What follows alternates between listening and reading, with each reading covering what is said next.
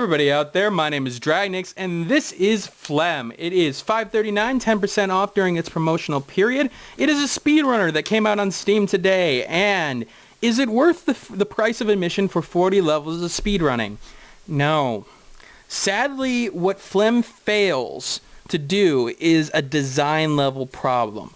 Not a bugs, not, just, there is a problem with variety, but in terms of level design, it really misses the mark, and it's critical in speedrunners, in particular platformers, to have good level design, because that's what the game is based off of. And I'm going to show you exactly what I'm talking about by playing through the first, 15 levels at this point. Now, here's our little guy, and basically you can move him around the environment and try to get him to the goal, which is that weird glowing thing. I'm not even sure exactly what it is. They don't really explain any story to this, but you don't need it. You're not here for story. You're here for, precision platforming. Precision platforming is where this game has problems because, first of all, well, it says full controller support on the main page. Now, last time I checked, full controller support didn't necessarily mean only D-pad as opposed to control stick for movement. Using the D-pad as your only source of movement, and I just want to show you that you can't change that. That's locked out. I can only change the keyboard controls. Is a problem because there's a slipperiness to it.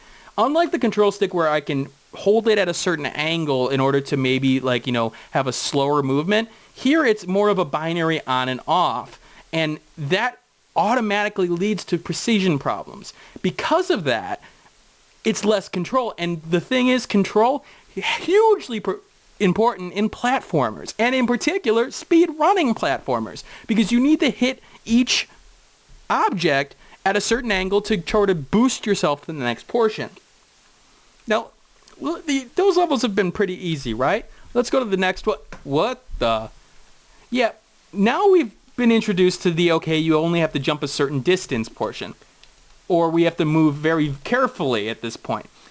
This level, compared to the last three, completely new and difficult. Now, there are multiple areas, and I went through the easier section here just because, but I could have gone through the harder section. It's choices like this in which level design is a problem with this game, where it's just like, wait a minute, do you understand how to make a platformer, how to make a speedrunner platformer? Because progression curves can really ruin a game in terms of its movement, in terms of, okay, oh, what the fuck is happening? And so you get there, you get more frustrated, and then you're just going to leave at that point. All right, we got these now spitting enemies. And in the next level, you're going to see exactly where I have major problems with these enemies, with level design. I want to get through this part of the level first. The visuals, they're nothing special. I mean, we've seen these kind of visuals before. God damn it, I am not getting this timing right. There we go.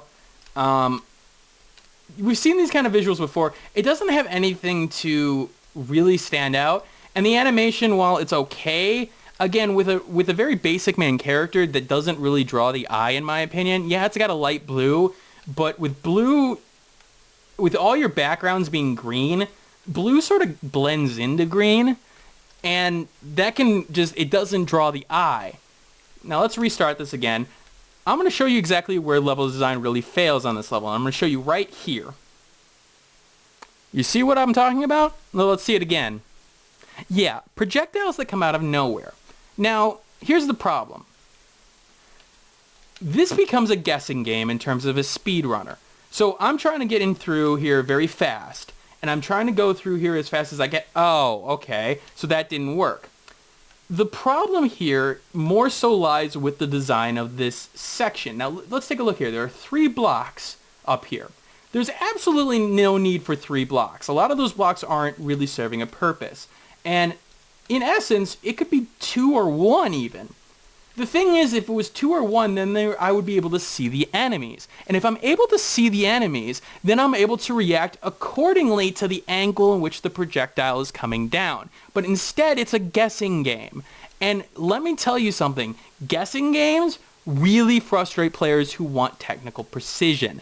Now, the fact of the matter is that even for a speedrunner, they're always going to try to eke out the extra seconds, and even with that setup there, they're going to want to, they're going to hit an exact specific spot in terms of that speedrun. So it's not like that would affect them to a certain extent, but it may make their journey to that a lot longer. And again, making the game easy, even though it may be difficult, easier in certain sections makes a lot of sense. You don't want your players hitting needless frustration. You want them to maybe be frustrated, but maybe because they're not hitting, they've got a lack of skill, or they haven't learned a certain concept, or maybe they're just having, you know, a bad day and can't keep control of the controller at that point. But you don't want them to feel like, hey, I can't make this section because I don't know what the game is doing at that point. I can't react to the game's sort of absurd nature to it. I always forget how to do this one. Nope, that's not one I want. I want to go over him.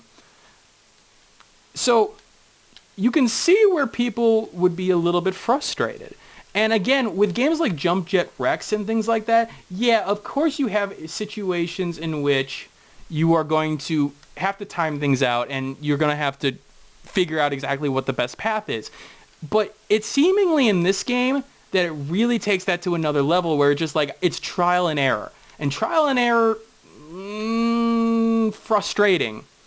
This level is another good example of the controls not playing well to the strengths of the game. The fact of the matter is I need to hit these one section blocks, but again with the D-pad, not exactly easy. Even with the keyboard, it's not exactly easy. It's a lot easier for me with the keyboard, but again, I like playing these games with the controller because I grew up with a platform. I mean, I grew up with controllers and platformers at that point, and I grew up with Mario.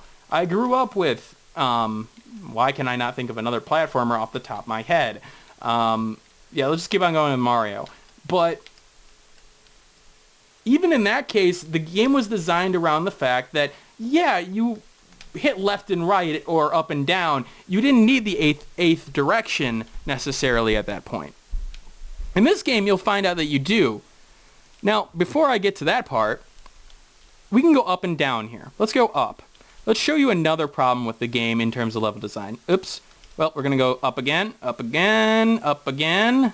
All right, there we go. And up. Oh. Leap of faith gameplay. I can't see what's under me at times. And because of that, I don't know what is to come next. I may be dropping myself into a complete and utter trap. And you can see where a problem like that lies in terms of precision, because it's just like I can't react to it. I feel like the game has gone out of its way to screw me at that point. Now, some would say, well, it's your fault for just jumping into the to the air and just, you know, throwing yourself forward. But what is the game's point? The game's point is to get through the levels as fast as possible without dying. Well, of course, without dying, but you're going to want to take leaps of faith like that, right?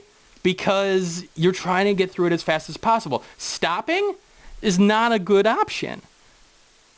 So for you to sort of design against that doesn't make a lot of sense. And again, you're not playing to your strengths. Again, play to your strengths in the platformer or the genre that you've chosen. Don't take that and apply mechanics that don't make a lot of sense. If this was a frustration platformer, there may be a better argument for it. Oh, I like the fact that it says I to use this new ability, but the fact of the matter is that I'm using the controller. You can't detect that, apparently. Hate that about games. Now, it gives you the ability to turn into this like cloud thing.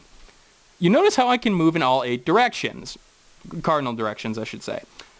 It would be perfect if I had a stick for that. Instead, I've got the D-pad, which, yeah, you could use the 8 cardinal directions, but let's face it. It's really awkward to use the directional capabilities in terms of the northeast, northwest, southeast, southwest in terms of the D-pad. It just feels awkward. And anyone who says otherwise, I'm sorry, I don't know what you're talking about. At least with the Xbox controller. Now, maybe there's better controllers out there, but again, it would make me question, why not use the control stick? Control stick is universal, and most everyone has one on their controllers nowadays, so why not use that? Using the D-pad for people who may have problems with those sticks, fine. But to have that be your only option? Seems a little bit weird. Well, I've said what I can say about Flem, and Flem was unfortunately one of those situations where it became really apparent to me where the flaws of the game were within 15 minutes. And while I commend the effort of, programming a game like this, it just, compared to other games like Jump Jet Rex, like Just Get Through, this game fails on the level of teaching the player level design and just playing to its strengths. Alright, this is Dragnix signing out. I hope you guys understand where I have problems with Flem. I will put a link below for the Steam review. If you did like this review, well, please give that an upvote just because it gives more,